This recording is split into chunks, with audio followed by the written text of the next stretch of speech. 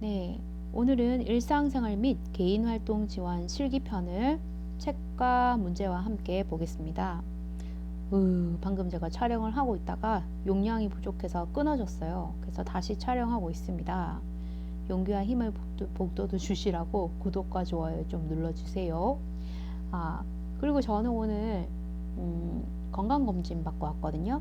그래서 이제 자격증 받는 날만 기다리면 된답니다. 여러분도 파이팅 하시고 이 영상들이 조금이나마 도움이 되시길 바라겠습니다. 자, 그럼 가볼까요? 가사 및 일상생활 지원 1. 일상생활을 지원할 때 지켜야 할 원칙으로 옳은 것은 3번 대상자의 잔존 능력을 파악하여 지원한다. 저 앞에 영상으로 돌아가시면 어느 영상에선가 제가 저희 어머니 모실 때 손 하나 까딱 안 해드리게끔 하는 게 도와주는 건 줄 알고 그렇게 했었거든요. 근데 그게 다 잘못된 방법이더라고요. 이 요양보호사 공부를 해보니까 늙으시고 좀 힘드시다 하더라도 잔존 능력, 그러니까 나머지 능력을 그래도 잘 파악해서 사용할 수 있게 하고 그 능력이 퇴화되지 않도록 돕는 게 가장 좋은 지원 방법이라고 하더라고요. 그래서 대상자의 잔존 능력을 파악하여 지원한다. 저는 이 답을 잊을 수가 없습니다. 자, 1번 특이사항은 기록하지 않아도 된다. 기록해야 되겠죠? 2번 특별한 변화가 생기면 알아서 조치한다. 알아서 조치하면 안 되고 그 매뉴얼 또는 그 간호 또 의료 전문인들한테 또 같이 협조해서 그리고 시설장이나 이런 요양보호사들끼리 업무들을 공유해서 그 사례 회의나 그 기타 회의를 통해서도 공유하고 또 조치도 해야 되겠죠. 근데 특별한 변화가 생기면 보통 이제 보고해야 되죠. 보고. 자, 4번 요양보호사가 할 수 없는 일은 간략하게 설명한다. 요양보호사가 할 수 없는 일은 간략하게 설명한다? 간략하게 아니라 정확하게 설명을 해야 되겠죠. 5번 일의 순위는 요양보호사가 정한 후 그대로 실행한다. 아니죠. 일의 순위는 가에 보시면 노인장기요양보험의 표준 서비스 이런 기타 표준화된 서비스를 잘 보고 참고해서 지원해야 되겠죠. 따라서 1번 일상생활을 지원할 때 지켜야 할 원칙으로 옳은 것은 3번 대상자의 잔존 능력을 파악하여 지원한다 입니다. 2번 장기요양보험의 방문요양 서비스 중 일상생활 지원의 중요성으로 옳은 것은 장기요양보험의 방문요양 서비스 중에 일상생활 지원의 중요성으로 옳은 것은 자, 일상생활 그죠? 4번 신체활동 지원을 필요로 하는 대상자는 일상생활 지원이 반드시 함께 제공된다. 맞죠? 일상생활에는 책에 보시다시피 취사, 세탁, 청소 등의 일상생활 지원이 요양보호사의 전문성을 저하시키는 것처럼 인식되는 부분도 있으나 일상생활 지원이야말로 대상자가 자립적으로 생활하는데 중요한 역할을 한다라고 되어 있습니다. 그 위에 보면은 신체활동 지원이 필요하지 않는 대상자에게는 일상생활 지원만 제공하지만 신체활동 지원이 필요한 대상자에게는 신체활동 지원과 일상생활 지원을 함께 제공한다입니다. 그죠? 신체를 사용할 수 없으니 도움을 주고 있는데 그런 분들이 일상생활, 청소나 세탁이나 취사 같은 것도 힘드시겠죠? 그래서 지원을 함께 제공한다입니다. 1번 일상생활 지원은 대상자의 자립적 생활을 방해한다. 아니죠? 2번 신체 활동을 지원하는 데 필요한 직접적인 서비스 활동이다. 신체 활동을 지원하는 데 필요한 직접적인 서비스 활동이 아니라 일상생활 지원은 일상생활 활동을 지원하는 거죠.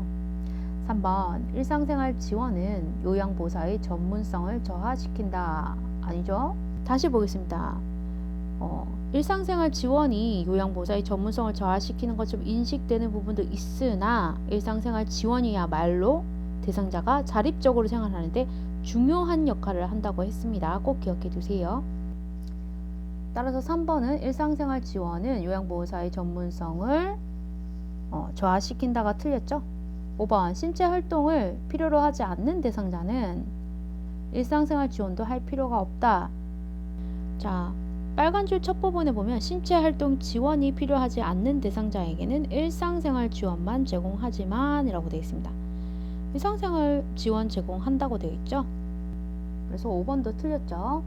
따라서 2번 장기요양보험의 방문요양 서비스 중 일상생활 지원의 중요성으로 옳은 것은 4번 신체 활동 지원을 필요로 하는 대상자는 일상생활 지원이 반드시 함께 제공된다 입니다. 3번 다음 중 식사 준비의 기본 원칙으로 옳은 것은 3번 혼자 사는 대상자의 경우 한 번에 섭취할 수 있는 양만큼 나누어 준비한다. 혼자 사는 대상자는 한 번에 섭취할 수 있는 양만큼 딱 나눠서 준비하면 좀 더 간편하고 생활하는데 좀 도움이 더 되겠죠. 자, 1번 식단은 요양보호사가 알아서 정한다. 자, 식사 준비 기본 원칙 1번 보시면 식단은 대상자와 함께 정한다입니다. 대상자가 먹을 건데요. 입맛이 있는 것으로 먹는 게 좋겠죠. 2번 식사는 항시 반복되므로 특이사항을 적지 않는다. 자, 책 2번 보시겠습니다. 대상자가 좋아하는 음식, 잘 먹지 않는 음식, 소화하기 어려운 음식 등 식사와 관련된 특이사항에 대해 기록해 둔다라고 되어 있습니다. 그래서 2번 식사는 항시 반복되므로 특이사항을 기록해 둔다라고 해야 옳겠죠? 4번 물품 구매 내역은 요양보호사가 알아서 한다. 프린터가 잘못했죠? 요야보호사. 4번 물품 구매 내역은 요양보호사가 알아서 한다. 자, 책 4번 보실게요. 식재료나 관련 물품의 구매 내역은 대상자와 충분히 상의한 후 결정한다입니다. 물품의 구매 내역은 대상자와 충분히 상의한 후 결정한다. 뭘 살지 안 살지, 그죠? 5번 구매한 식재료 영수증과 잔돈은 기관에 가져다 준다. 구매한 식재료 돈은 대상자가 줄 텐데 왜 그걸 기관에다 주죠? 5번 보십시오. 식재료를 구입한 영수증과 잔돈을 대상자에게 전달하고 구매한 식재료의 적절한 보관 및 관리를 지원한다. 따라서 영수증과 잔돈을 기관에 갖다 준다는 건 틀린 거죠. 3번 다음 중 식사 준비의 기본 원칙으로 옳은 것은 3번 혼자 사는 대상자의 경우 한 번에 섭취할 수 있는 양만큼 나누어 준비한다 입니다. 4번 제가 대상자의 식재료를 구매할 때 고려사항으로 옳은 것은 4번 현재 있는 식재료의 종류와 양을 확인한다 입니다. 중복이 되지 않게 먼저 확인하고 또 확인하면서 오래된 거, 유통기한이 지난 거 버려야 할 것도 좀 살펴보고 그래야 좋죠. 1번 장기간 사용할 분량을 한꺼번에 구매한다. 자, 책 6번 보시면 필요량만 구매한다라고 되어 있습니다.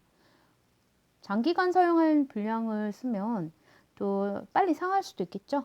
2번 구매한 식재료는 모두 냉동실에 보관한다. 아닙니다. 자, 9번 보시면 식재료 구매 시 보관 방법 및 보관 상태를 확인한다 라고 되어 있습니다. 식재료마다의 보관 방법이나 보관 상태가 있겠죠. 그거를 확인해야 합니다. 무조건 모두 냉동실에 보관하는 건 틀렸습니다. 3번 신속한 요리를 위해 가공식품을 구매한다. 가공식품이 과연 그 대상자에게 좋을까요? 5번 요양보호사가 선호하는 식재료를 구매한다. 너무 웃기죠, 이거는. 요양보호사가 먹을 게 아니죠. 요양 대상자가 선호하는 식재료를 구매해야 되겠죠? 말이 안 됩니다. 자, 식재료 구매 책 부분 잠깐 보고 가겠습니다. 대상자의 건강 상태를 고려하여 식단을 작성한 후 미리 계획을 세워 식재료를 구매하되 대상자의 의견을 충분히 반영하여 구입한다. 활동이 가능한 대상자는 식재료 구매 시 동행하는 것도 좋다. 식재료 구매 수칙은 다음과 같다. 그죠? 밑에 있죠? 식단 작성하고 필요한 식재료 종류와 양을 결정해서 구매 목록 만들고 현재 있는 식재료의 종류와 양을 확인하여 구매 목록을 조정하고 대상자가 구매 목록에 대해 상의한 후 품목별로 구매 장소를 결정하고 필요한 양만 구매하고 반드시 유통기한 확인, 영양표시 확인, 보관 방법 및 보관 상태 확인을 한다. 그리고 나서 식재료 구입 후 냉장이나 냉동 보관 물품은 즉시 냉장, 냉동 보관한다 입니다. 자, 따라서 4번 제가 대상자의 식재료를 구매할 때 고려사항으로 옳은 것은 4번 현재 있는 식재료의 종류와 양을 확인한다 입니다. 자, 5번 음식물을 입안에서 잘게 씹어 소화액과 접촉하는 면적을 크게 하고 침과 잘 섞이게 하여 소화기관에서 소화 흡수를 돕는 작용은, 저는 소화 흡수를 돕는 작용은 해서 소화 능력을 했다가 틀렸습니다. 답은 2번 저작 능력입니다. 잘게 씹어가 핵심이라고 하더라고요. 음식물을 입안에서 잘게 씹어서 어쩌고 저쩌고 저쩌고 해서 돕는 작용은 해서 씹는 건 저작 기능이죠. 그래서 저작 능력을 체크해야 된다고 합니다. 잊지 마세요. 6번 다음 중 연하 능력이 저하된 대상자의 음식 조리 방법으로 옳은 것은 삼키기가 힘든 게 연하 능력이죠. 그러니까 저하가 됐다는 게. 삼키는 능력이 저하된, 연하 능력이 저하된 대상자의 음식 조리 방법으로 옳은 것은 3번 재료를 푹 끓여 작은 크기로 자른다. 그래야 삼키기에 낫겠죠. 1번 재료를 살짝 데친다. 자, 책에는 살짝 데친다 뭐 이런 표현은 없고요. 찌거나 데치거나 끓이거나 삶아서 부드럽게 조리한다 라고 되어 있습니다. 그래서 뭐 이 말이 아니니까 틀린 것으로 간주해야겠죠. 2번 기름을 많이 사용한다.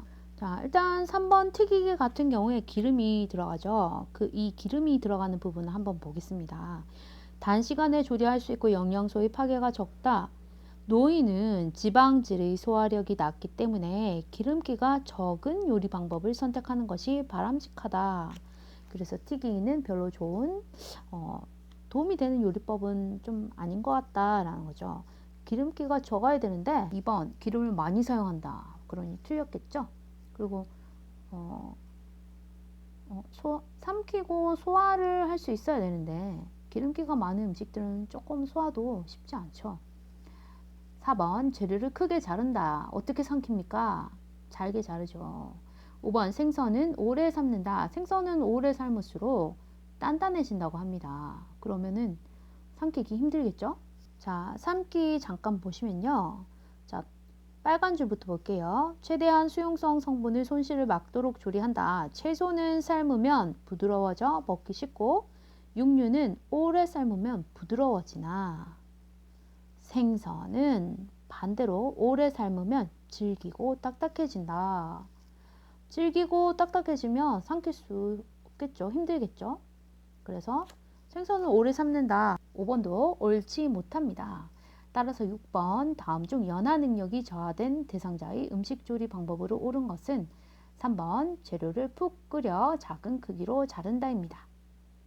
7번 다음 중 올바른 식재료 준비로 옳은 것은 1번 대상자의 질환 및 음식 섭취 능력에 따라 식재료를 준비한다.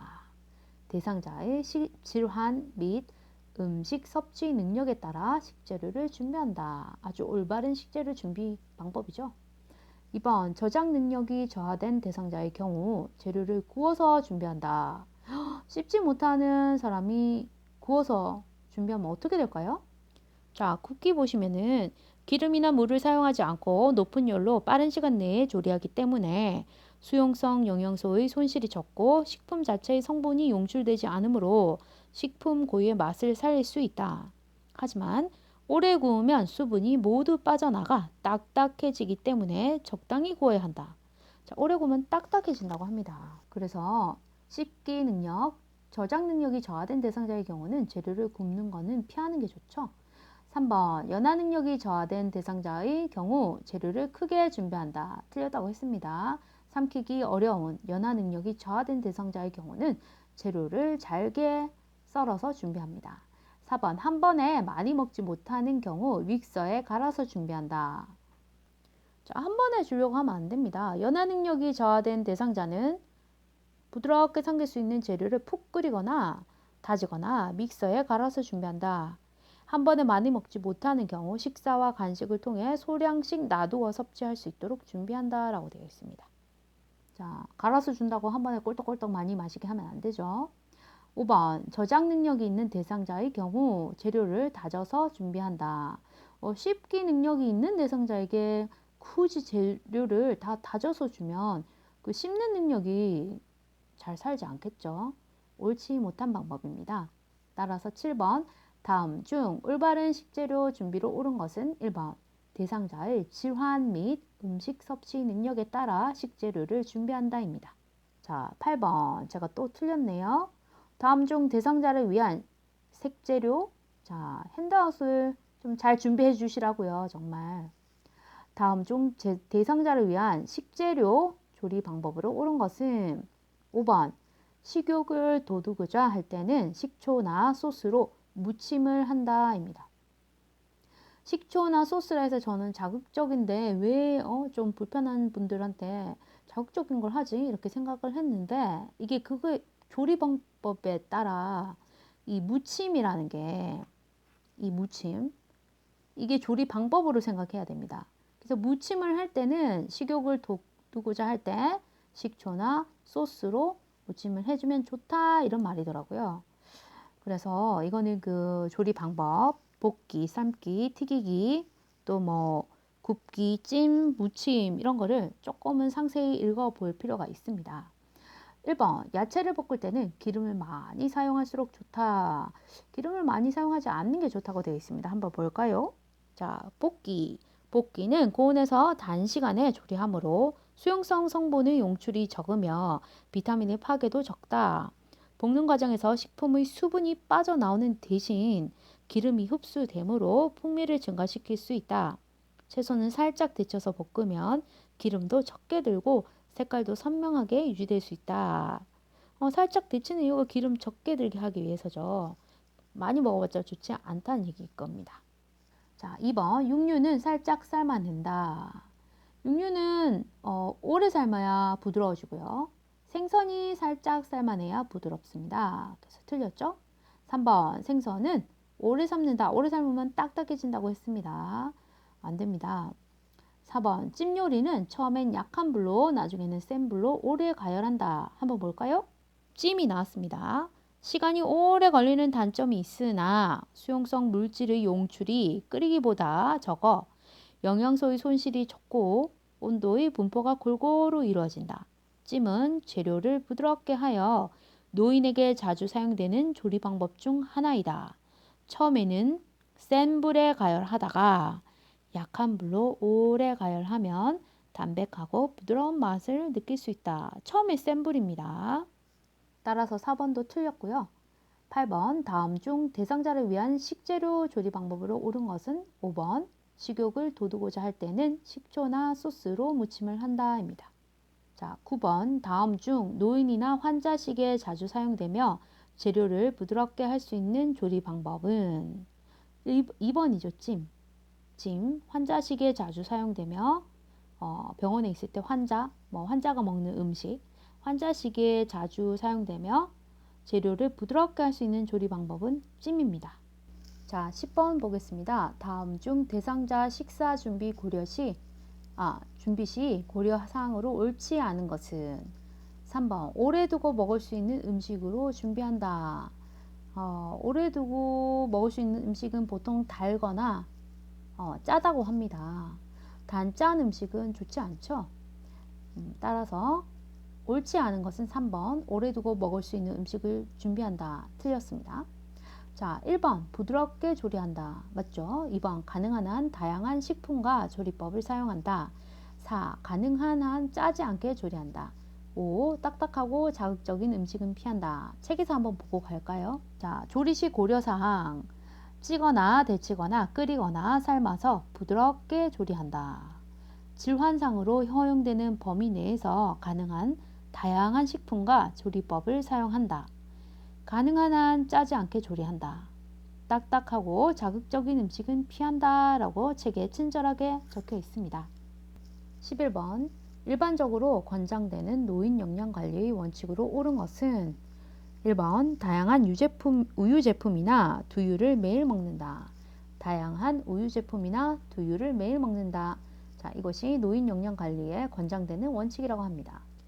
자, 책 2번을 보시면 단백질 필요량은 크게 변하지 않고 에너지 요구량 감소로 인해 그죠? 열량 대비 단백질 섭취는 체중당 권장량이 성인보다 다소 높아지므로 몸을 잘 쓰거나 어떤 활동을 많이 안 하니까 에너지 요구량이 감소되는데 단백질 필요량은 그대로 있다고 합니다. 그러니까 소화가 잘 안 되는 양질의 단백질 식품을 선택한다. 소화가 잘 되는 양질의 단백질 식품을 선택해야 한다고 합니다. 그게 예를 들면 두부, 생선, 지방을 제거한 육류, 우유 등이라고 있습니다.